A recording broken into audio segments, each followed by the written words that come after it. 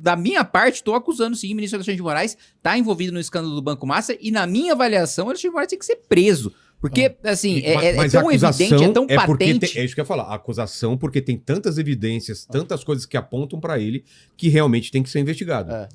E no caso de ser investigado, quem investiga? Mas posso pôr uma quem investiga pimenta a Polícia nisso? Federal, como ela está fazendo, Isso. e quem denuncia é a Procuradoria-Geral da República. A minha avaliação, que tem uma briga institucional agora, né? A Polícia Federal. E num ano de eleição, né? A Polícia Federal tá vazando coisas, por quê? Porque o único instrumento que ela tem para fazer a investigação sobreviver é ter pressão popular e repercussão na opinião pública. Porque se depender da PGR, não vai andar nada. Se depender do Davi Alcolumbre, não vai andar nada. Explica pro pessoal por que se depender da PGR não vai andar. Porque a Procuradoria-Geral da República tem uma relação muito próxima com os ministros do Supremo, né? O Paulo Gonet, ele é um procurador muito próximo dos ministros do Supremo. Inclusive, ele deu um parecer contrário à decisão do André Mendonça, salvo engano, de prender o Vorcaro. Foi isso que a PGR deu parecer contrário. Então, olha só, o órgão acusador, com tantas provas de que o Daniel... Com mensagem do Daniel Vorcaro dizendo que tem capanga para quebrar jornalista fingindo que é assalto, com esse nível de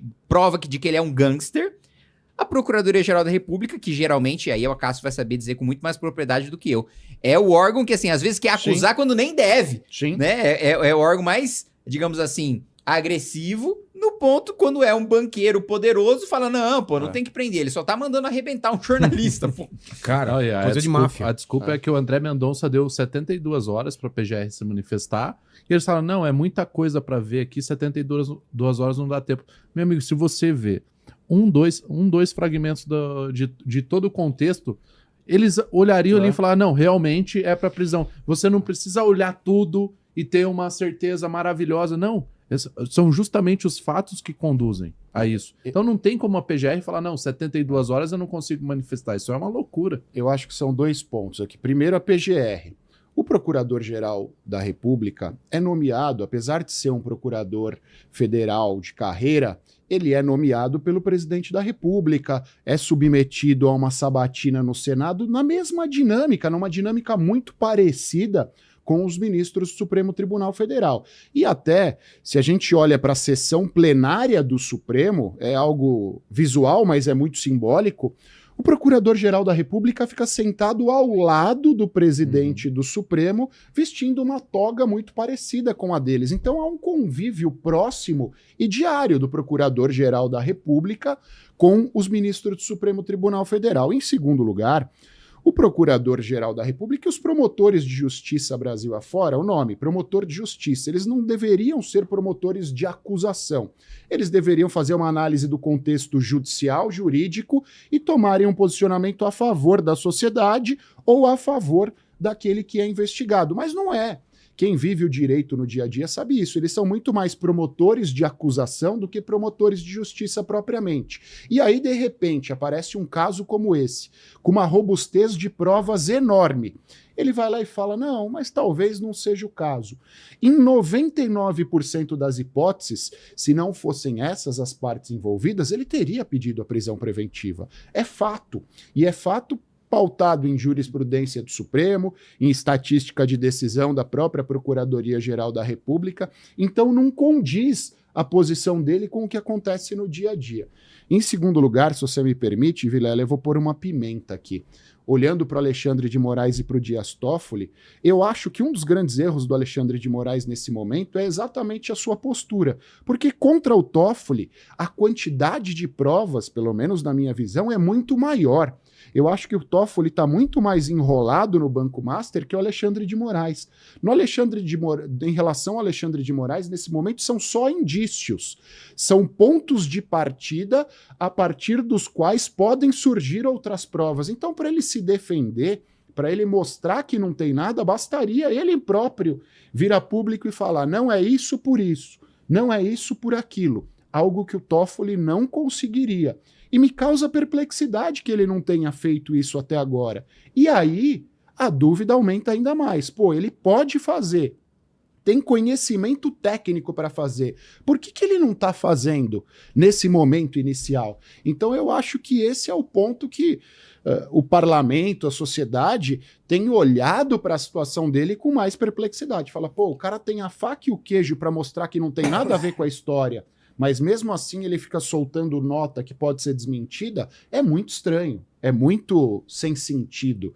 Falando sobre perspectiva defensiva, né? Alguém que fosse defendê-lo. A minha avaliação em relação a isso, pessoalmente, sobre o ministro Alexandre de Moraes, é que ele se acostumou durante muito tempo a ter uma posição de poder confortável, né? Então, a não ser confrontado. Exatamente. Ele exercia como bem entender, aí a imprensa protegia ele, qualquer discordância em relação à atitude dele era coisa antidemocrática, ele era abertamente defendido pela Globo, né? Inclusive, jornalistas da Globo atuavam como se fosse um braço de assessoria de imprensa do Supremo, porque a jornalista ao vivo lia, olha, acabei de receber de um ministro. Mas peraí, você apurou antes? Você confrontou outra pessoa antes? Não, você acabou de receber do ministro, você vai ler ao vivo, né? Isso não é jornalismo. Agora, a própria Rede Globo, o Gabeira falou na Globo News que tem que dissolver o Supremo todo. Se alguém falasse isso... O Gabeira acabou de... Eu vi se alguém falasse isso...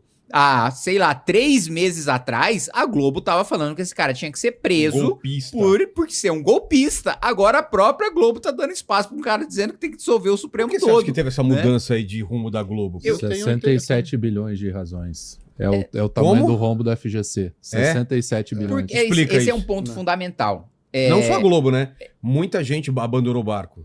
Um ponto fundamental os bancos, eles levaram um grande prejuízo nessa operação do Vorcaro. Os bancos em geral? Os bancos, porque eles pagam um fundo garantidor que foi usado para bancar o rombo do Vorcaro. Que zerou. Né? E aí, os bancos chegam, né, em quem eles patrocinam, né? Exemplo, a Rede Globo, tem propaganda de banco. Falei, ei, meu, pô, o cara me fudeu aqui. E vocês não vão fazer nada? Aí...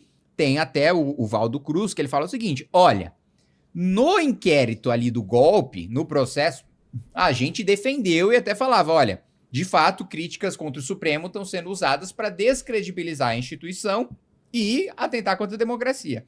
Aí ele fala, agora, não tem nada a ver com democracia, é roubo.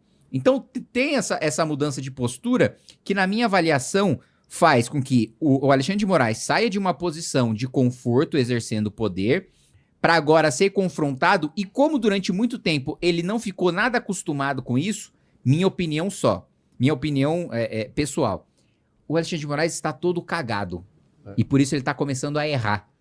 E por isso ele está começando a...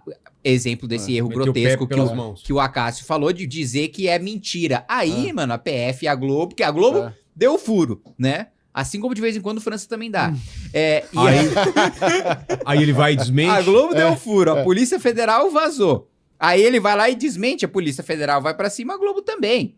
Então, assim, o Alexandre de Moraes, nesse momento, encontra-se num mar de cocô. E por isso, desesperado ali, tentando não se afogar ali nas fezes. Eu discordo das razões. Sabe o que eu acho? A gente começou falando sobre isso. O Banco Master... Desculpa, Vilela. O Banco Master quebrou a polarização. O Banco Master, quando ele quebrou a polarização, quando os dois lados foram jogados para confusão, primeiro, o Alexandre de Moraes, que era muito defendido pela Globo, pela esquerda, deixou de sê-lo. Em segundo lugar, a direita também não tem como atacar exclusivamente o Alexandre de Moraes por isso. Então você quebra a polarização, é todo mundo jogado no mesmo liquidificador e a Globo viu ali uma oportunidade, porque a Globo era um pouco refém da polarização nos últimos tempos. Ela escolheu um lado. Se a gente for lembrar, o Kim é novo para isso, mas a gente aqui tem idade para lembrar, até 20 anos atrás a Globo era o centro do poder do país, né? Com a polarização, a Globo perdeu um pouco isso. Então, na minha cabeça, eles viram uma oportunidade de retomar isso. Para retomar esse protagonismo onde eu piloto do jeito que eu quero, eu preciso pôr todo mundo no liquidificador e jogar meus aliados e adversários aos leões. E eles estão fazendo e pronto.